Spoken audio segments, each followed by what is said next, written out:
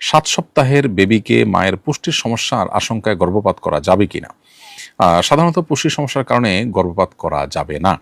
তবে যদি মায়ের জীবন ঝুঁকির মধ্যে পড়ে যায়, এরকম আশঙ্কা তৈরি হয় যে সন্তান যদি গর্ভপাত না করানো হয় তাহলে মায়ের জীবন হুমকির মধ্যে পড়তে পারে, তাহলে সেক্ষেত্রে অথবা বড় ধরনের কোনো স্বাস্থ্য ঝুঁকি, যেমন অঙ্গহানি হয়ে যাওয়া বা প্যারালাইজড হয়ে যাওয়া বা বড় ধরনের কোনো ডিজাস্টার হয়ে যাওয়ার মতো পরিস্থিতি যদি তৈরি হয়, তাহলে সেক্ষেত্রে এটি করা যেতে পারে।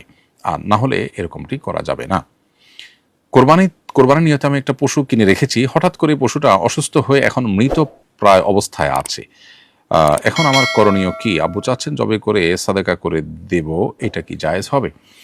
উত্তর হলো হ্যাঁ, জবাই করে আপনি সাদাকা করে দিতে কোনো অসুবিধা নেই।